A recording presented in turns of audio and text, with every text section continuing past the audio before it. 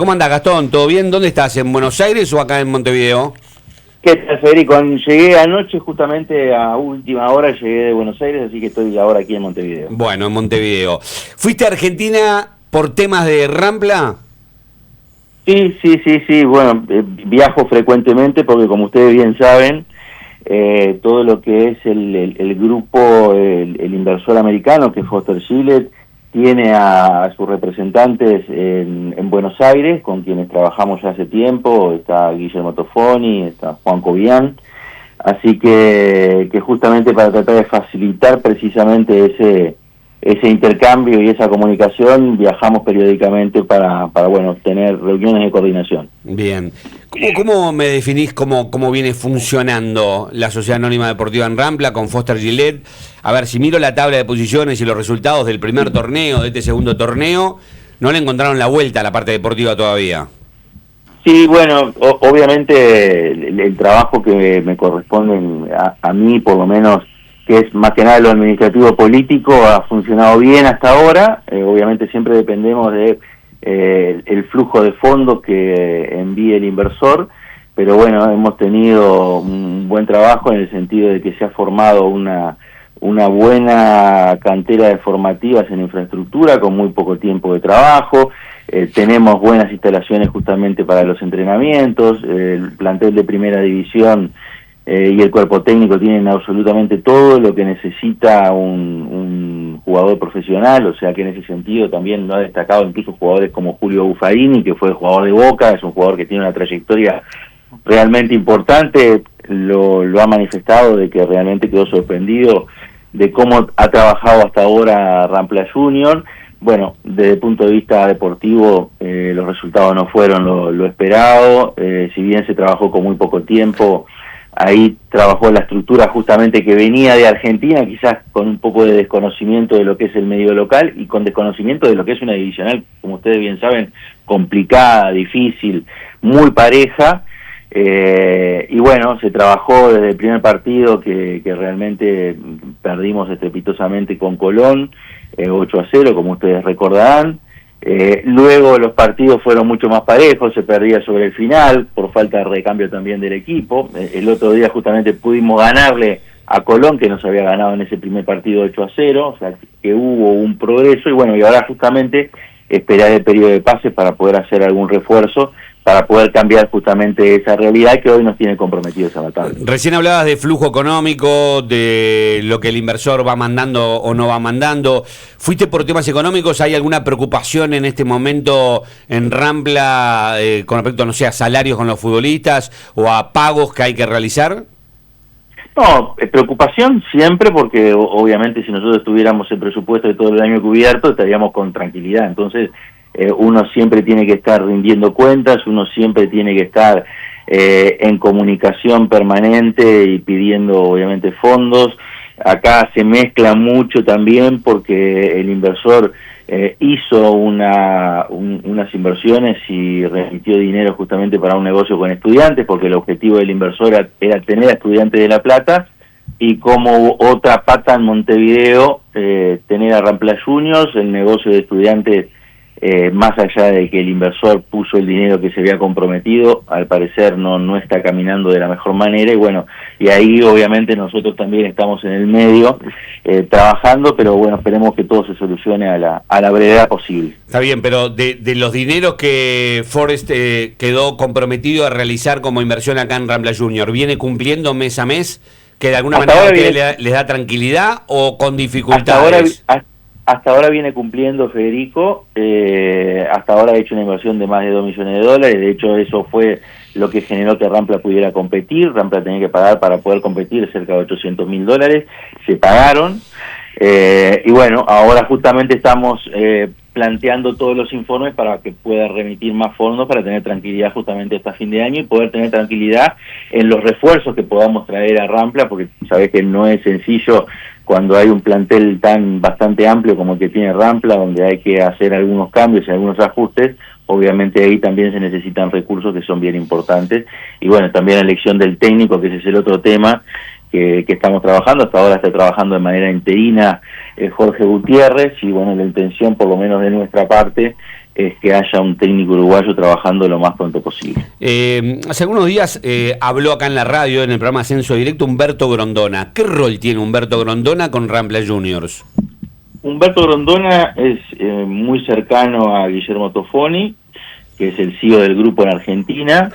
Es un consultor desde el punto de vista deportivo, con el que estamos trabajando ya hace 2 meses, 1 mes y medio aproximadamente. Viaja periódicamente acá a Montevideo, de hecho está en Montevideo, va a todas las prácticas y bueno, es una visión de un hombre de mucha experiencia, de muchos años en el fútbol, que realmente, por lo menos desde mi punto de vista, hemos tenido un relacionamiento muy bueno, porque la verdad tenemos una visión del fútbol muy similar. Él está obviamente aprendiendo un poco, porque conoce el fútbol uruguayo, incluso ha trabajado en Nacional, ha trabajado en diversos equipos, o sea que tiene conocimiento de cómo se trabaja aquí en Uruguay, y bueno, es una parte importante como para que desde el punto de vista deportivo también pueda dar su visión al grupo, y viene trabajando bastante bien, así que bueno, la verdad estamos... Una de las primeras contentos. declaraciones de Humberto fue que el plantel de Rampla estaba muy mal armado, que no se entendía cómo algunos jugadores están jugando al fútbol, duro. ¿Te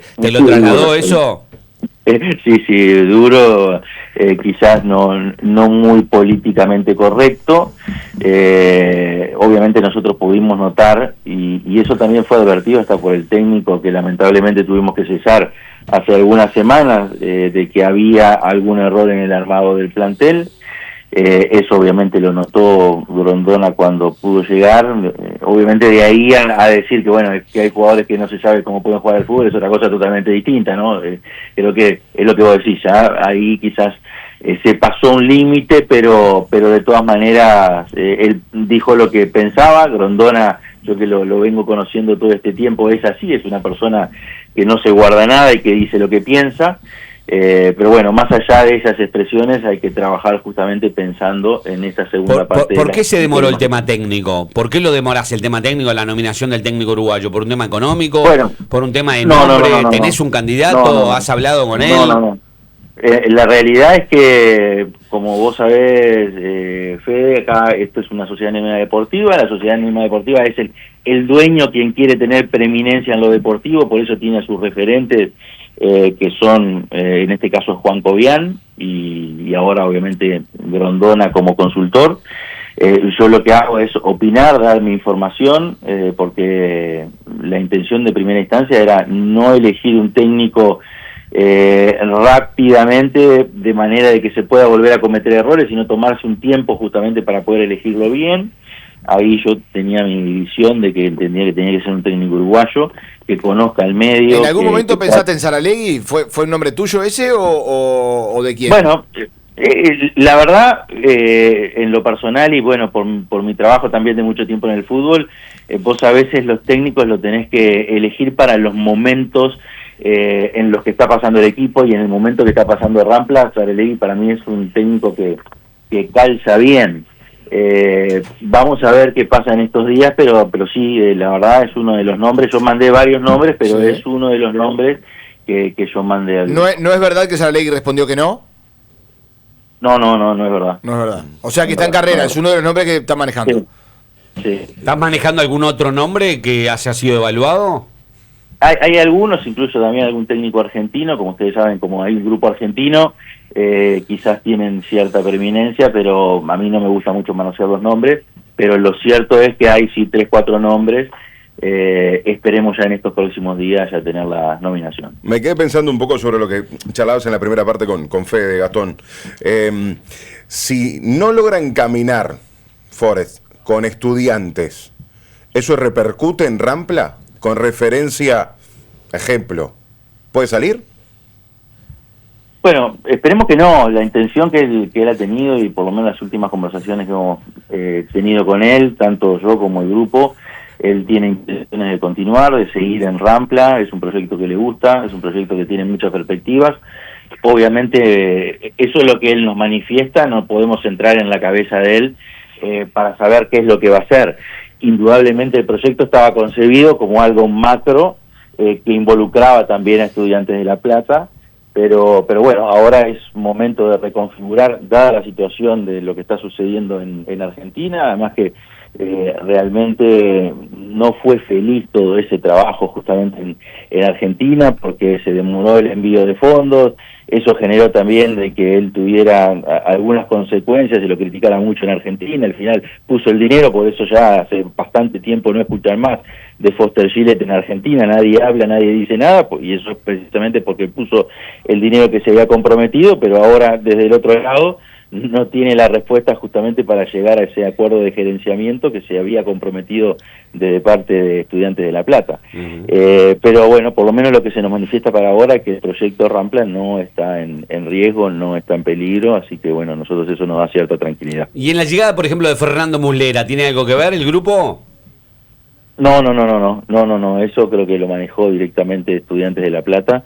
No estuvo involucrado Foster Gillett, sí en la contratación de algún jugador, pero no en este caso concreto de Fernando Muslera. Bien, cuando hablas de contratación de jugadores para Rampla Junior, ¿qué idea tienen de cantidad para poder reforzar el equipo y a partir de cuándo?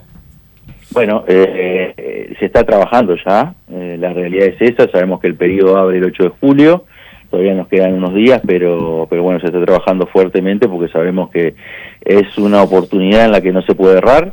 La idea es hacer 7 o 8 contrataciones.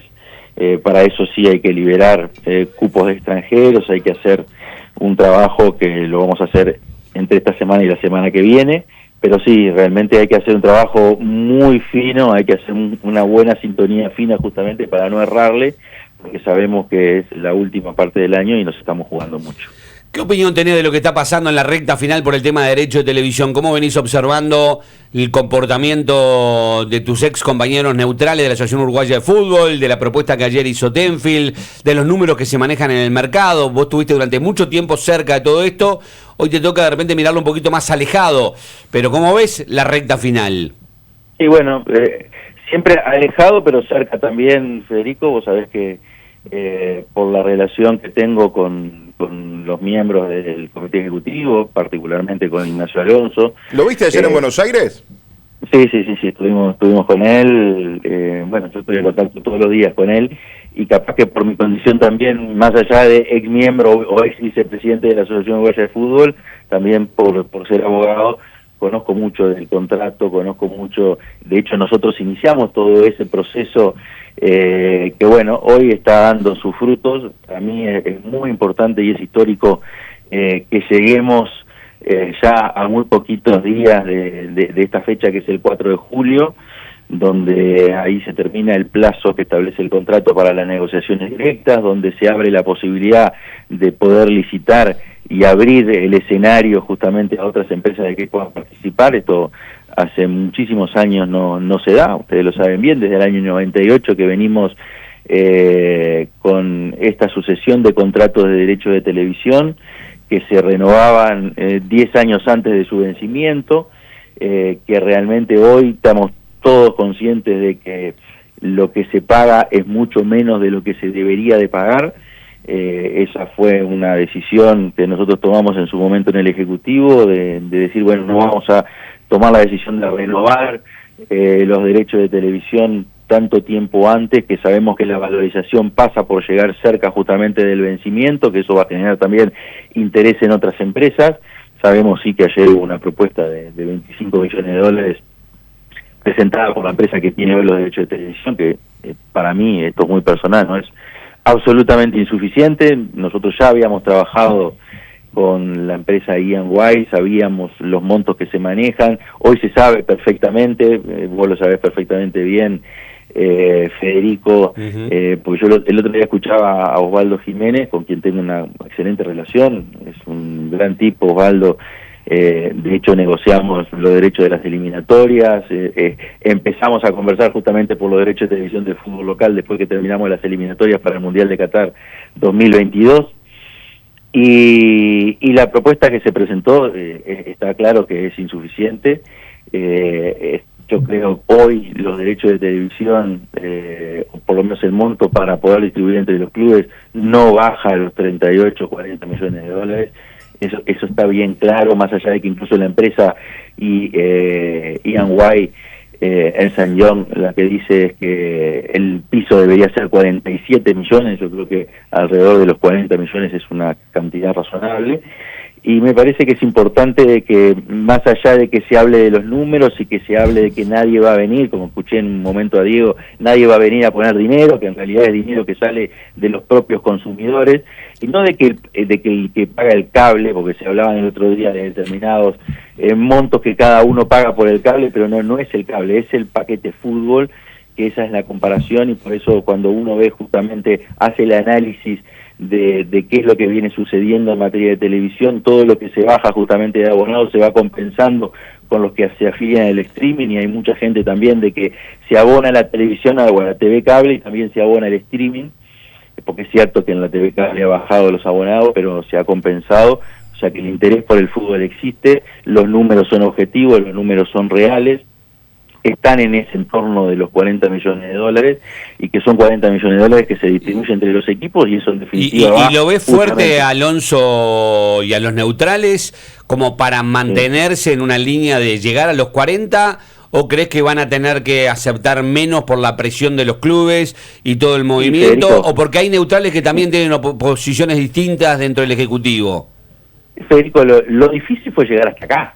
Esa es la realidad, y es más, fuimos varios los que sufrimos los embates, ustedes lo saben bien. Bueno, a vos te costó tu lugar en el Ejecutivo. A mí me costó mi lugar en el Ejecutivo, me costó que me pusieran una bandera en el campeón del siglo, me costó muchísimo, pero bueno, fue una lucha que no fue en vano. ¿Sería una decepción para vos que ahora de repente el Ejecutivo termine arreglando por el menor valor? No, sin lugar a dudas, porque realmente creo que fuimos muchos los actores que realmente nos pusimos este tema al hombro, que lo sufrimos en carne propia, y creo que bueno, estamos muy cerca de un momento histórico, porque además que si la discrepancia es cuánto vale, bueno, saquemos la licitación, si la empresa entiende que vale 25 millones de dólares, bueno, que presente la propuesta en la licitación y ahí se verá. Pasa que lo que está claro que hay, no la empresa, porque obviamente la empresa quiere ganar su rédito, es una empresa que tiene fines de lucro, y obviamente cuanto menos pueda pagar, más va a ser el lucro que va a tener, y es una empresa privada y está perfecto y está bien. El problema son los clubes, que son los que están presionando justamente para que no se llegue a la licitación, para que se pague menos por parte de la empresa, que en definitiva va a ser menos dinero para los propios clubes, va a ser menos dinero para poder invertir en infraestructura, menos dinero para poder invertir en los planteles, y eso es lo que en definitiva a uno le termina decepcionando y le termina preocupando. Es la postura de algunos dirigentes que no quieren que esto se llegue a licitación. ¿Y por qué no quieren que se llegue a licitación? Porque no quieren que pase lo que pasó con Puma y Nike, que en definitiva cuando vino otra empresa y ofertó 5 veces más de lo que Puma, en este caso Tenfield, estaba ofreciendo, tuvo que terminar igualando, porque acá lo que sabemos todos es que para que pueda tener Tenfield la posibilidad de tener ese derecho de igualación, tiene que sí o sí presentarse a la licitación, y bueno, y eso le podría generar el riesgo de que venga otra empresa, ofrezca más, y para poder continuar con los derechos, poder precisamente tener que levantar justamente el monto que está ofreciendo. ¿Cómo ves a Peñarol hoy parado? Por un lado está la postura del presidente y del vicepresidente, muy categórica, tratando de firmar un acuerdo, y bueno, Peñarol entiende que los números que podría llegar Peñarol como club son satisfactorios, pero en el paquete obviamente es un número muy menor a lo que el mercado puede llegar a pagar. Entonces, ¿cómo ves a Peñarol parado políticamente con este tema? Y Peñarol, yo creo que lo que ha tenido por lo menos el presidente ha sido una actitud coherente, que uno obviamente no está de acuerdo. Yo tengo contacto con él periódicamente y bueno, sabemos que en ese tema no estamos de acuerdo. Yo creo que para los intereses de Peñarol y de Nacional y de todo el fútbol uruguayo, lo mejor es tratar de que lleguemos al mejor monto posible para obviamente poder cobrar más dinero, y eso es bien importante. Y bueno, ahí está la oposición, yo creo que con algunas dudas de si es real lo que se plantea, que este contrato que plantea Tenfield puede tener algún beneficio para Peñarol. En particular, yo la verdad no lo creo. Yo creo que Peñarol tendría que ir justamente en ese camino de tratar de llegar a una oferta y de llegar a un monto que satisfaga los intereses y el mercado actual, que ya te digo, no baja los 38, 40 millones de dólares. Eso le generaría a Peñarol Nacional un ingreso de entre 8 y 9 millones de dólares, incluso teniendo en cuenta que el merchandising está fuera, porque el merchandising, que creo que mencionaste tú en algún Twitter, en realidad en el contrato de televisión no está. Esto es algo que se negoció después del año 2015, cuando se terminó arreglando la prórroga del contrato del 22 al 25 por parte de Tenfield. Como los clubes habían votado sacarle o bajarle el porcentaje que le correspondía a Peñarol Nacional, lo que hizo Peñarol Nacional, negociar después por afuera y darle todo el merchandising, todo lo que es la publicidad a Peñarol Nacional a cambio de $1,5 millones más para cada uno. Sí. Lo que me parece totalmente ilógico. Acá estamos hablando incluso de un monto que es muy superior a lo que se está pagando hoy, sin considerar el merchandising y la publicidad que le queda liberado a Peñarol Nacional. Entonces estamos hablando de montos realmente muy importantes. Te hago una consulta porque me están escribiendo acá. ¿Hubo un grupo de socios o algún socio que se te acercó, de Peñarol hablo, para que sí, el tema y llamar a una asamblea representativa y que el tema sea considerado en ese ámbito? No hubo ninguna consulta. Yo hice algunas llamadas, incluso a alguna gente de la oposición, pero hasta ahora no ha habido un movimiento como para poder ser que el tema sea manejado en el Consejo Directivo, que hoy se está discutiendo todavía. Yo no integro el Consejo Directivo, sí he tenido algún contacto con algún consejero y bueno, esperemos que Peñarol tome una posición acorde a lo que es la propia historia de Peñarol, que me parece que es justamente ir por el mayor de los ingresos posible para el fútbol uruguayo, porque realmente lo que nos estamos jugando es muy importante y es como les decía recién, fuimos muchos los que trabajamos desde hace mucho tiempo para llegar a este momento y bueno, estamos a muy pocos días de que podamos lograr ese objetivo, de que haya una licitación y que en definitiva podamos ver la realidad y que le ingrese al fútbol lo que realmente tiene que ingresar. Gracias, Gastón, te mandamos un abrazo y esperamos novedades. Que pases bien. No, gracias para ustedes y un abrazo para todos, estamos a las órdenes siempre. Bien, el presidente de la SAD de Rampla Junior, Gastón Tealdi.